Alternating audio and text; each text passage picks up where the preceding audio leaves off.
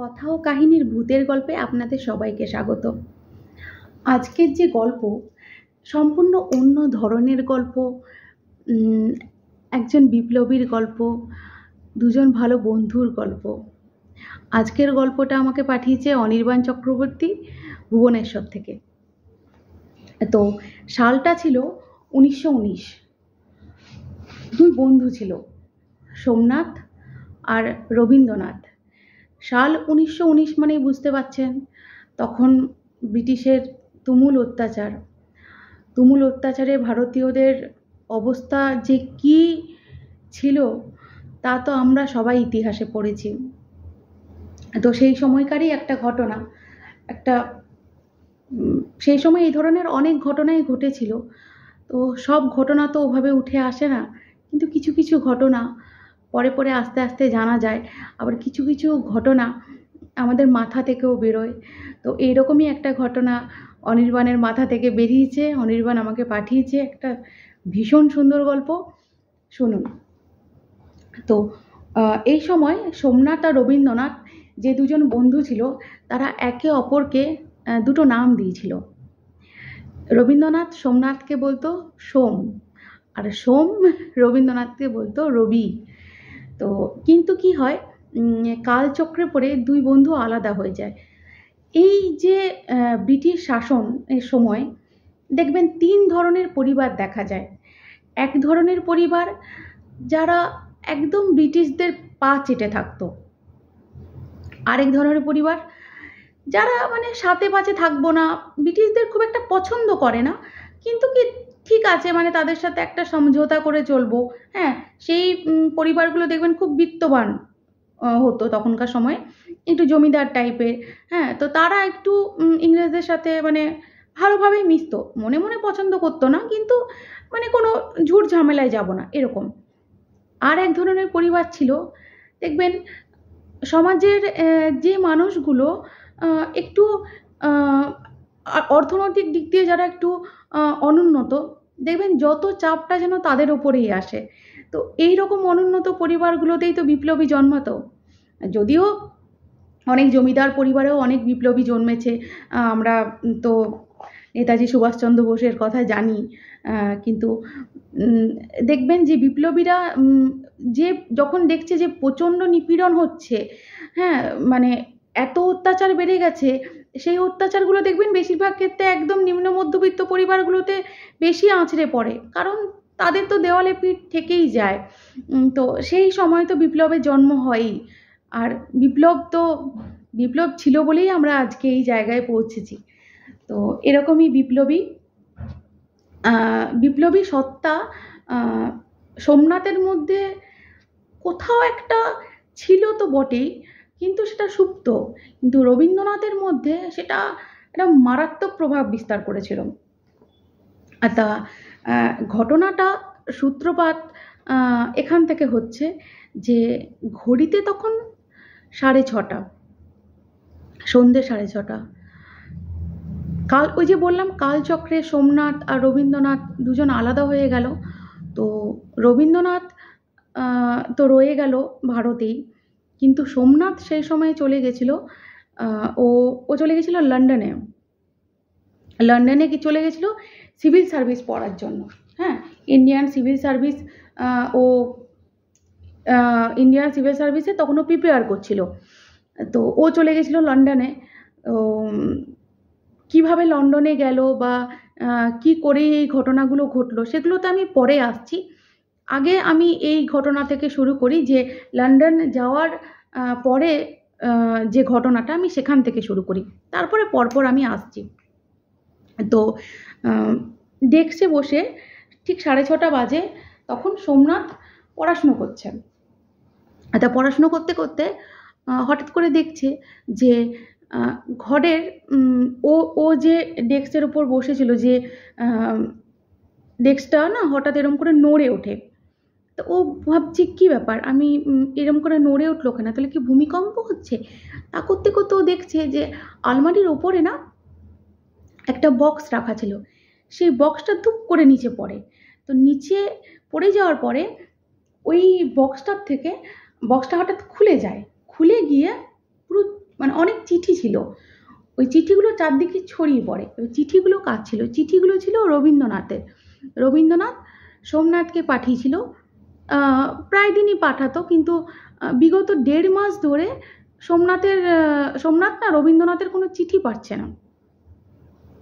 তো ওই চিঠিগুলো খুলে ও আবার দেখতে, আবার ওর মনে পড়ে গেল যে আরে আমার বন্ধু তো আমাকে 1.5 মাস ধরে কোনো চিঠিই পাঠায়নি। তো ভাবছিল, ও রবীন্দ্রনাথের কথা ভাবছিল, ওদের পুরোনো দিনগুলোর কথা ভাবছিল। তা এমন সময় হঠাৎ করে ওর যে ডোর বেলটা, যে কলিং বেলটা, ওটা বেজে ওঠে। তো বেজে যাওয়ার পরে ও তো হকচকিয়ে উঠে ও গিয়ে দরজাটা খোলে। ও তখন ভেবেছে কি যে আরে আমাকে মনে হয় রবীন্দ্রনাথ আবার চিঠি পাঠিয়েছে। তো এই করে ও দরজাটা খুলেছে। তো দরজাটা খোলার পরে দেখছে যে চিঠি তো পাঠিয়েছে, কিন্তু ওটা রবীন্দ্রনাথ নয়, ওটা পাঠিয়েছে ওর মা, মানে সোমনাথের মা। তা সোমনাথের মা চিঠিটা পাঠিয়েছে, ঠিক আছে মা পাঠিয়েছে, হ্যাঁ অনেকদিন পরে বাড়ির থেকে চিঠি এসছে, একটা দেখি মা কি লিখেছেন। তো মারা যেমন লেখে যে তোর পড়াশোনা কেমন হচ্ছে, তুই খাওয়া দাওয়া ঠিকঠাক করে করছিস তো, খাওয়া দাওয়াটা ঠিকঠাক করে করবি। আর জানিস তো দেশের অবস্থা খুবই উচ্ছৃঙ্খল। ব্রিটিশদের অত্যাচার এতটাই বেড়ে গেছে, তো তার সাথে সাথে স্বাধীনতা সংগ্রামীরাও লড়ছে। তো এই সব চলছে। কিন্তু এত কিছুর মধ্যে একদম শেষে লিখেছে সোমনাথের মা যে একটা ভীষণ খারাপ খবর আছে। খারাপ খবরটা কি জানেন? খারাপ খবরটা এটা ছিল যে রবীন্দ্রনাথ আর নেই। একজন বন্ধু, যার ভালো বন্ধু, তাকে 1.5 মাস আগে পর্যন্ত চিঠি লিখেছিল, হঠাৎ করে সে শুনছে যে তার বন্ধু আর নেই। একবার তার ভেতরের অবস্থাটা ভাবুন। সে ওটা দেখে সঙ্গে সঙ্গে অজ্ঞান হয়ে পড়ে যায়। অজ্ঞান হয়ে পড়ে ও না একটা অন্য জগতে চলে গেছে। তো ও কি দেখছে? ও দেখছে যে জেলের ভিতরেও, ও জেলের ভিতরে একটা চৌকি পাতা আছে, সেখানে ও শুয়ে আছে, মানে সোমনাথ শুয়ে আছে। আর তার সামনে একটা চেয়ার টেবিল রাখা আছে, সেই চেয়ারে বসে আছে রবীন্দ্রনাথ। তা রবীন্দ্রনাথকে ও দেখছে সেই মোটা মোটা ফ্রেমের চশমা রবীন্দ্রনাথের চোখে, পরনে সাদা পাঞ্জাবি, সাদা ধুতি, তখনকার যেটা রেওয়াজ ছিল, তখন আমরা ভারতীয়রা যা পরতাম সেটাই রবীন্দ্রনাথ পরে আছে। আর সোমনাথ পরে আছে একদম ব্রিটিশি সাজে, black coat, black pant, black shoes. তো এবারে রবীন্দ্রনাথ সোমনাথকে দেখে বলছে আরে তুই তো একদম ব্রিটিশদের মতো সেজে আছিস। বলছে হ্যাঁ ওই আর কি, এখানে লন্ডনে থাকি তো এগুলো তো পরতে হয়, তো তোকে বেশ লাগছে। তা তখন রবীন্দ্রনাথ সোমনাথকে বলছে তোর মনে পড়ে সেই ছোটবেলার কথা? তো বলছে যে হ্যাঁ আমার ছোটবেলার কথা তো মনে পড়ে। তা একটা কথা বলতো, ছোটবেলার কথা তো বলবি, তো তুই কেন আমাকে 1.5 মাস ধরে চিঠি লিখিসনি? বলছে আরে বোকা, তুই চারদিকটা দেখ, তুই কি সেই একই রকম রয়ে গেলি? তুই একটু দেখ চারদিকে আমি কোথায় আছি। তখন সোমনাথ চারদিকে তাকিয়ে দেখছে হ্যাঁ এই তো জেলের ভেতরে, কিন্তু মানে সোমনাথ মন থেকে ওই বিপ্লবী সত্তাটা বললাম একটুখানি ছিল, সেটা তো একটু একটু করে লন্ডনে গিয়ে একদম মুছেই গেছিল। তো ও এটা আর খেয়াল করতে পারছে না, মানে এই ব্যাপারটাকে পুরো ইগনোর করে যাচ্ছে যে জেলের ভিতরে আছে কি হচ্ছে। তো ও ওটা নিয়ে পড়ে আছে যে কেন আমাকে চিঠি পাঠাসনি। তো তখন সোমনাথ বলছে ওসব ছাড়, চিঠির কথা ছাড়, আগে তুই বল যে মনে পড়ে তো সেই যে স্কুল থেকে আমরা দুজন স্কুলে গিয়ে আমরা কত গল্প করতাম, কত আমাদের ব্রিটিশ বিরোধী যে মনোভাবগুলো ছিল, আমরা নিজেদের মধ্যে কিভাবে কথোপকথন করতাম, সেই সময় ব্রিটিশদের অত্যাচারগুলো কথা আমরা কত বলতাম। তারপরে ওই যে আমরা যখন দুজনে ঠিক করলাম যে আমরা বিপ্লবী হব, তার জন্যে যখন আমরা শিক্ষা নিতে গেলাম, তো তখন মাস্টারমশাইয়ের কাছে যখন আমরা গেলাম যে আমরা বিপ্লবী হতে চাই, আমাদেরকে আপনি প্রশিক্ষণ দেন, তোর মনে পড়ে সেই কথাগুলো? বলছে হ্যাঁ আমার মনে পড়ছে। তা মনে পড়ছে যে যখন আমরা মাস্টারমশাইকে বললাম প্রশিক্ষণ দেওয়ার কথা, তখন মাস্টারমশাই কি বলল যে তোদের একটা কাজের দায়িত্ব দেব, তোরা যদি ঠিকভাবে কাজটা করতে পারিস তাহলে আমি নিশ্চয়ই প্রশিক্ষণ দেবো। তারপরে ওই যে মাস্টারমশাই কতগুলো বড় বড় পেরেক হাতে ধরিয়ে বলল, যা কলকাতার হ্যারিসন স্ট্রিট দিয়ে একজন সাহেব আসবে, ওই সাহেব আসার আগে ওই রাস্তার মধ্যে মানে হ্যারিসন স্ট্রিটের মধ্যে কতগুলো পেরেক, যে পেরেকগুলো দিয়েছিল ওই পেরেকগুলো ভালো করে বিছিয়ে দে। এমনভাবে বিছাবি যেন ঘোড়াটা এসে ঘোড়ার পায়ে যেন ঠিক ঢোকে ওটা কোনোভাবে ওই পেরেকটা, আর ঘোড়া যেন এমন জোরে লাফায় যেন সাহেব পড়ে যায়। তো এরা দুজন মনে আছে তোর? রবীন্দ্রনাথ তোর মনে আছে? সোমনাথ তোর মনে আছে? মানে রবীন্দ্রনাথ সোমনাথকে বলছে, তোর মনে আছে আমরা তারপরে পেরেকগুলো ছড়িয়ে দিয়ে এলাম, আর তারপরে কিভাবে ঘোড়ার পায়ে ওই পেরেকগুলো ঢুকে কিভাবে সাহেবকে ফেলে দিল, তারপরে মাস্টারমশাই কি খুশি হলো আমাদের ওপর, খুশি হয়ে আমাদেরকে বিপ্লবের প্রশিক্ষণ দিতে লাগলো। বলছে হ্যাঁ সবই মনে আছে। তো তারপরে তো কি হয়ে গেল বল? তারপরে তোর বাড়ির থেকে সবাই জেনে গেল যে তুই বিপ্লবীদের সাথে মিশছিস, তারপর তোকে লন্ডনে পাঠিয়ে দিল। তো বলছে হ্যাঁ, এরকম কথা হতে হতেই না ও হঠাৎ করে দেখছে যে ডেস্কে কোথায়, কোথায় রবীন্দ্রনাথ, ডেস্কে তো রবীন্দ্রনাথ নেই। তো ওর সামনে তখন এসছে কি, যে যেখানে ফাঁসি দেওয়া হতো না, হ্যাঁ, জল্লাদ দাঁড়িয়ে আছে, ওখানে একজন ব্রিটিশ অফিসার দাঁড়িয়ে আছে। তো ওখানে না দেখছে যে রবীন্দ্রনাথ ফাঁসি দিয়ে দেওয়া হয়েছে, রবীন্দ্রনাথ ঝুলছে।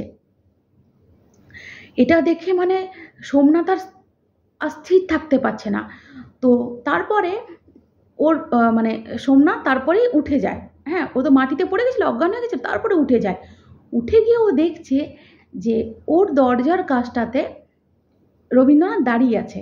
হ্যাঁ, ওইরকম একটা সাদা পরনে, সাদা পাঞ্জাবি, সাদা ধুতি পরে রবীন্দ্রনাথ দাঁড়িয়ে আছে আর বলছে যে আমি চললাম রে, আমাকে দেখে হয়তো অনেক ভারতীয় এগিয়ে আসবে, আরও অনেক বিপ্লবী আসবে, আমাদের দেশ একদিন নিশ্চয়ই স্বাধীন হবে।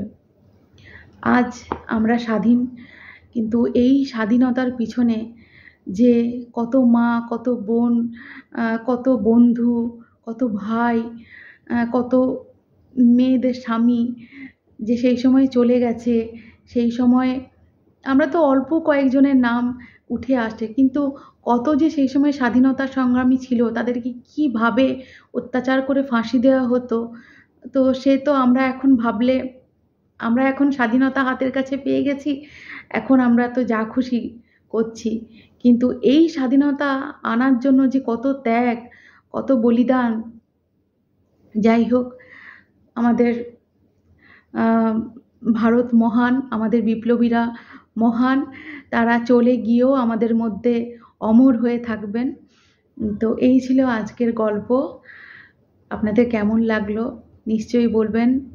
আমি তো আমার ভাইয়ের কাছ থেকে এই গল্প শুনে একদম মানে মোহিত হয়ে গেছিলাম, যে আমার তো চোখ দিয়ে জল বেরিয়েই গেছিল, এখনও চোখ দিয়ে জল আসছে। আপনাদের কেমন লাগলো একটু জানাবেন। ভালো থাকবেন, সুস্থ থাকবেন।